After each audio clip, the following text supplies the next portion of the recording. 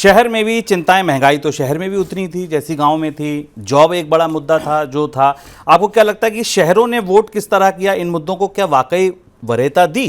पर देखिए, शहर दो हिस्सों में देखते हैं। अगर हम मेट्रो की दृष्टि से देखें तो दिल्ली का वोट जैसा पिछली बार था वैसा ही था, भारतीय जनता पार्टी के पक्ष में था। पर उत्तर प्रदेश के शहरों के नतीजे वैसे नहीं रहे, महाराष्ट्र के शहरों के नतीजे वैसे नहीं रहे। और इसलिए पूरी तरह से ये समझ पाना कि अर्थव्यवस्था में बेरोजगारी ने एक जगह असर किया और दूसरी जगह नहीं किया, ये समझना ज़रूरी है जब हमें पता चलेगा कि डेमोग्राफी क्या थी वोट की, कि मतदान में युवाओं की भागीदारी कितनी थी, बाकी पक्षों की भागीदारी कितनी थी। लेकिन अगर आप चुनाव के मुद्दों को देखें, जिन मुद्दों को लोगों ने स्वीकार किया, जिन पर चर्चा की, जिस पर हमारी यात्राओं के दौरान लोग बातचीत करते मिले शहरों में, उसमें बेरोजगारी और महंगाई सबसे बड़ा मुद्दा था। और उसका असर हमें इस चुनाव में मतदान पर हर तरह से दिखाई भी दिया है। चलिए अगला सवाल सर, एक आखिरी सवाल मेरा, जिसके दो हिस्से हैं, दो धड़े हैं। मान लीजिए अभी तो दोनों तरफ स्थिति है, दो पार्टियां टूट जाती हैं अलायंस की, तो हो सकता है इंडिया की सरकार बन जाए, पार्टी बनी रहती हैं, कुछ लोग इधर आ जाते हैं तो हो सकता है एनडीए सरकार बना ले। पहले सवाल मैं इंडिया पे लेता हूं।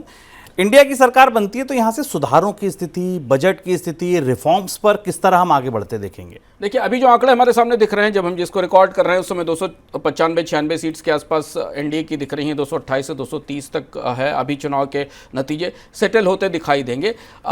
इंडिया अलायंस की सरकार बनने की कोशिशें अब शुरू हुई हैं और हम देख रहे हैं कि दो महत्वपूर्ण घटक दल जो एनडीए का हिस्सा हैं, जो अब भारतीय जनता पार्टी को सरकार बने रहने में मदद करेंगे, वो चंद्रबाबू नायडू की टीडीपी और नीतीश कुमार की जेडीयू है।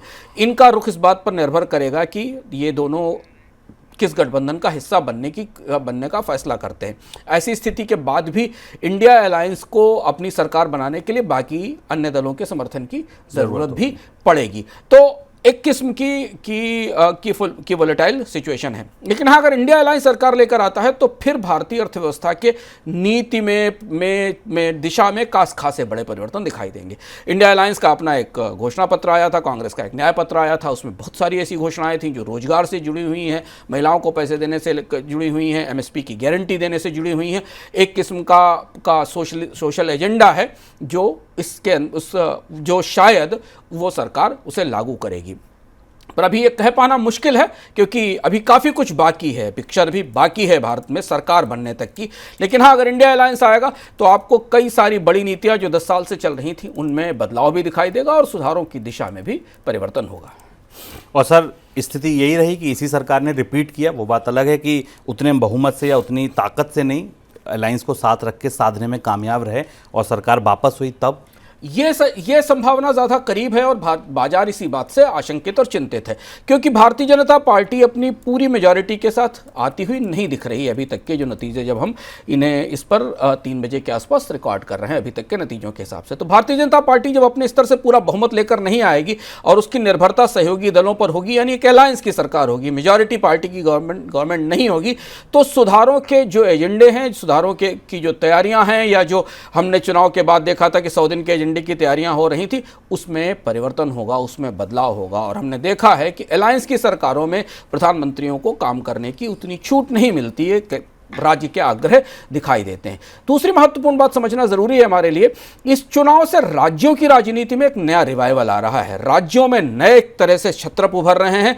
राज्यों का केंद्र की राजनीति पर प्रभाव बढ़ने वाला है। इंडिया अलायंस में भी जो दल सबसे बड़े दिखेंगे कांग्रेस के बाद, वो राज्यों के छत्रप होंगे, चाहे वो उत्तर प्रदेश में समाजवादी पार्टी हो या टीएमसी हो या अन्य दल हो। यही स्थिति राज्य के दलों की होगी, चाहे वो जेडीयू हो या टीडीपी हो, आंध्र प्रदेश और बिहार की।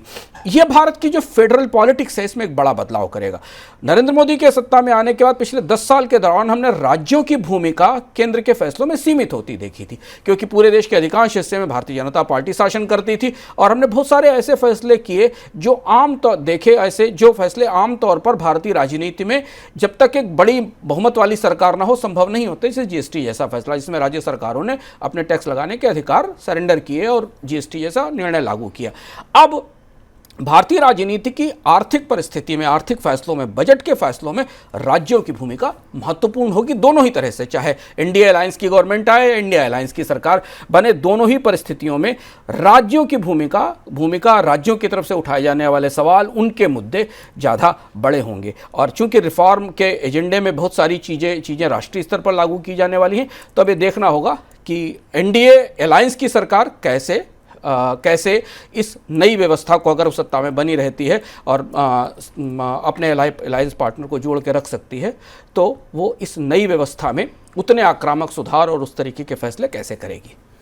देखिए भाई, अब जो भी सरकार बनेगी, कल जब हम मनी सेंटर लेकर आपके पास आएंगे, यानी कि बुधवार का जब मनी सेंटर लेकर आएंगे, तो स्थिति बिल्कुल स्पष्ट हो चुकी होगी। ऐसा लगता है कि सीटें बिल्कुल क्लियर हो जाएंगी। अब अगर इधर उधर नहीं हुए छोटे मोटे दल, तो लगभग ये तय हुआ कि कौन सी पार्टी सरकार बना रही है या कौन सा दल सरकार बना रहा है। पार्टी तो बना ही नहीं रही है, ऐसी पूरी आशंका है।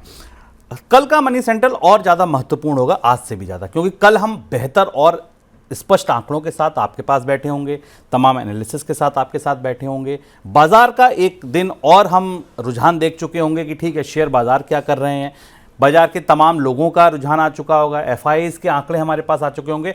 तो आज मनी सेंट्रल चुनाव के नतीजों के बीच आपके बीच आया और कल चुनाव नतीजों के बाद आएगा। तो आज जैसे आप सब हमारे साथ जुड़े हैं, कल भी जुड़िएगा। फिलहाल हमको इजाजत दीजिए। आज के मनी सेंट्रल में इतना ही। नमस्कार।